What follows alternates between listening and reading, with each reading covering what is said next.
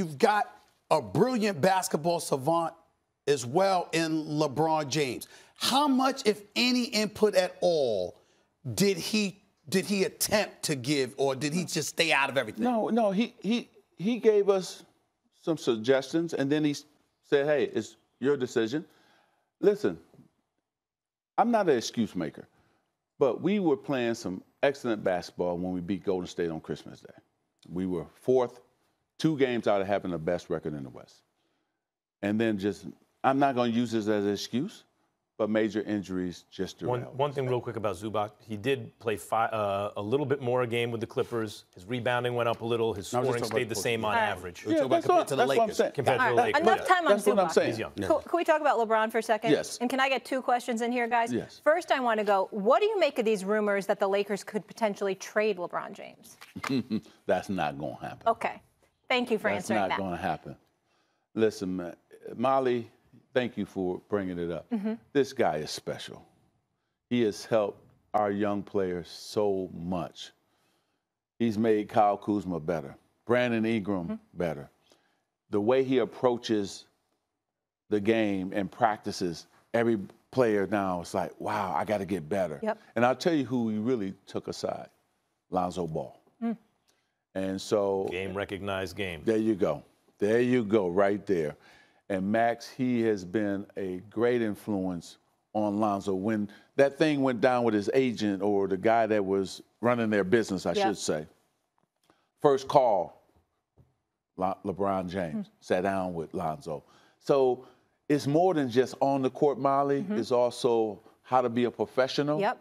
And also how to take your game to the next level. And that's why LeBron not going Fine, anywhere. I asked for 2, but you can go. And then last but not least, listen, see you. LeBron wants to be the man responsible for leading the Lakers to their next championship. I know the Lakers ain't gonna trade LeBron James. No, but one of the things it's not even talked about. One of the things that I have heard is that there have been those voices outside of basketball, even in Jeannie's ear, telling her, man, you don't need this guy. You need to move on and move in a different direction. Have you heard that at all? Oh, yeah, I've heard some people say that, Right. but I just started laughing, and I'm sure Jeannie did too. Right. And again, I love what LeBron means to the Laker and to our fan base.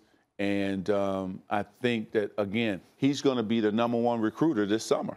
No question, and we know they need to get another marquee free agent if they really want to get it done. A marquee this summer? And Molly, who's going to be in that room? The class of 2019. This is such a special class. This is what I mean. You have these guys like KD, Kawhi, All the Kyrie. It looks Ks, like they're not going to get him. Clay, you know, these guys. There's Jimmy Butler. They're guys. They may not get any of these guys. Well, but we don't know that. We don't know. However, AD is going to probably be available the following year.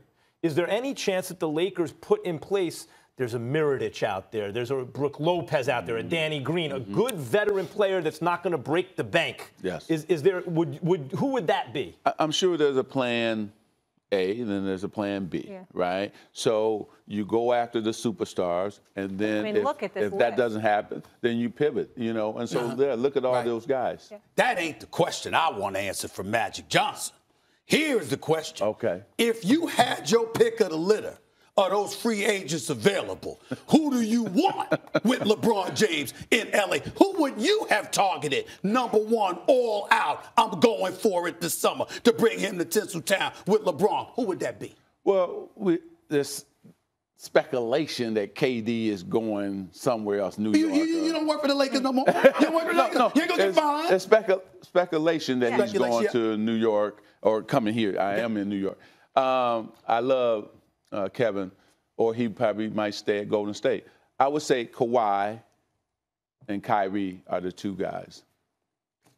One of those 2. Kawhi looks like he's heading for the Clippers, but Kyrie Magic. That's what people say, but listen, I'm going to tell you something. Once you get in that room and you got LeBron sitting there, see, everything changes. And so I don't think people have been saying that.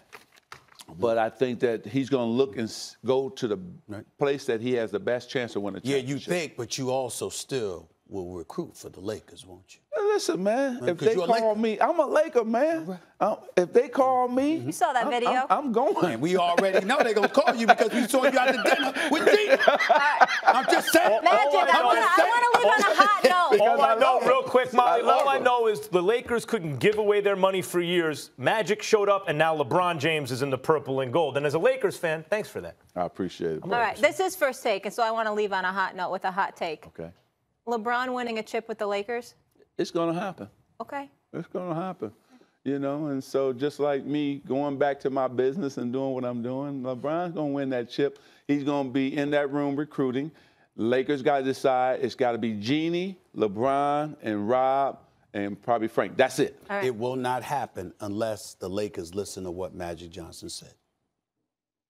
All right, we'll leave it on that note. Magic, thank you so much for the time. This was wonderful. Oh, I love it. We all had a lot of questions, media fans at home, and thank you for addressing it all. I know Stephen A. was the one who got you to come in, so I appreciate you being here in person. I love him. And I feel like this was brother. great for everybody. And Molly, I love you, respect you, and your husband I love. Thank you. My man from Michigan. Oh, you're his favorite. My favorite thing, Magic, the coldest nickname of all time. I hear that every time I hear you. And he got a great business mind, and I'm happy. And then this is my man. I watch his show, the new boxing show. Thank you, brother. Because that's Unboxing Friday, yes. ESPN. Oh, I love it, man. I love it. When you had Andre on. Andre Ward. Yeah, it was a great show. So thanks, man. Thank you, guys. Right. I love you. I told you I was only going to come on and do your show, and I'm here, brother. I appreciate you. We appreciate God it. bless you. No all question. of Good you. job, Thank Stephen you. A. And I see you in Italy or France. See, next time. Oh, yeah. Yeah, you will. I'll see Vacation. you on the Almaty. Okay. Oh, I see, Molly. I'll see you at the end of the month in L.A. All right. Jeff Van Gundy apparently ready to cut bait on the LeBron James experiment already. I was not expecting this suggestion, Stephen A. What do you think about him saying that they should explore trading LeBron? I think it's utterly ridiculous. And this, for me, listen, Jeff Van Gundy does a great job, and he knows more basketball than me. I love the guy. But we respectfully disagree. And I would remind everybody that even though Patrick Ewing was somebody that was traded by the New York Knicks in 2000 on Jeff Van Gundy's watch, obviously, that was Scott Layden, the non-GM that was a GM that ultimately never became a GM again, at least really significantly in terms of calling the shots. And James Dolan was there.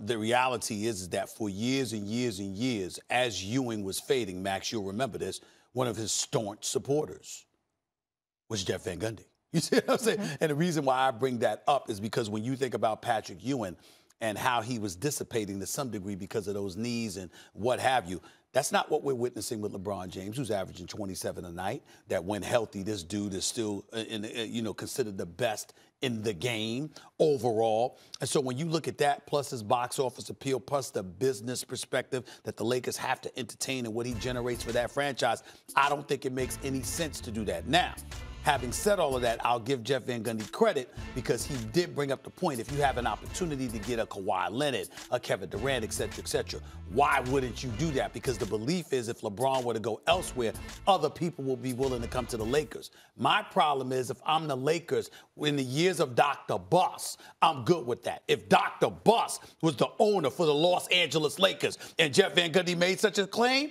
I have no problem with it because I believe in Dr. Buss. God rest his soul. We know what he brought to the table. We know what him, in concert with Jerry West, brought to the table.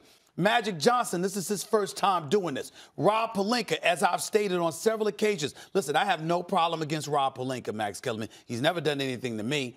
I'm just telling you as a guy that calls around the league, agents, GMs, they do not like this man. They don't take his calls a lot of time. They don't want to talk to him, et cetera, et cetera. So I'm looking at it from that perspective. And what I am saying to you is, what reason do I have to believe that I'm going to be able to attract another free agent? Again, Jeff Van Gundy's words, as ridiculous as I think they are, it's primarily because he's making the assumption that if I lose LeBron and have this cap space, I can easily go and get somebody to come to the Los Angeles Lakers. But we're living in a day and age where, dare I say, the Lakers are not as attractive as they used to be. It's not quite Jim Buss, but it's not as attractive as it used to be. If Dr. Buss and Jerry West were still running the Lakers, I have no problem with what Jeff Van Gundy said. But because they're not, Oh, hell no. I got to hold on to LeBron for dear life because I can't trust that the Lakers are going to be able to go out there, Max, and get somebody else. First thing with Patrick Ewing, the issue was not trading Patrick Ewing, and I grew up an insane Patrick Ewing fan. The issue was waiting too long to trade him, and all they got back for him was the remains of Glenn Rice and salary cap problems. But that's why I brought up Jeff Van Gundy, because Jeff Van Gundy is one of those people that held on to Patrick Well, Ewing. I mean, but Van Gundy maybe learned that lesson is like, look, while you can still get something for him, get something for him. Here's the problem. I don't believe it's LeBron keeping guys away. I don't think you need another superstar to play with LeBron. You just need another all-star or two. And those guys are out there. Klay Thompson's going to be a free agent this offseason. Mike Conley obviously is on the trading block. He was before the deadline even passed. There are other free agent veterans who aren't all-stars but are nice fits in case you get a superstar like AD later. I mentioned Danny Green or Mirotic or guys like that, right? To varying degrees, like where you have to pay them half the cap or half a max slot, whatever that is. Look, LeBron James is not the problem on the Lakers. The problem on the Lakers is roster construction. The question to start the season was, is this going to work? Like, aren't you just supposed to, like, surround LeBron James with shooters, 3-and-D guys, preferably, and at least one other guy who could take teams off the dribble, right? Take his man off the dribble and create. Because that seems to be the formula with LeBron. But Magic and Pelinka were like, no, wait a minute. That's the way they've been doing it. LeBron's getting older. He needs less responsibility. We need to surround him with playmakers. That's interesting. Everyone threw those guys under the bus right away, all the smart people. And maybe I'm not one of them. But I thought, wait a minute. Let's see how this plays out. This is how it played out. Didn't play out. They got a 5 who obviously they can't play 5 out with JaVale McGee or someone like that, right? They did not surround him with shooters. He's the best shooter on the team, and it's a disaster. Now, LeBron is so great that they were 4th in the West at the point he got hurt. Let's not forget that. But he did get hurt. He got hurt. Everything unraveled. Lonzo Ball is gone, and they're like 5-14 or something like that since Lonzo's been gone. And I don't think they would have stayed at 4, Stephen A., but I think they would have made the playoffs even with this roster because of LeBron James. LeBron is not the problem. LeBron's not the guy you got to get rid of. You brought it up. When Jim Buss was there, the rest of the league was like, nope, we're not going there.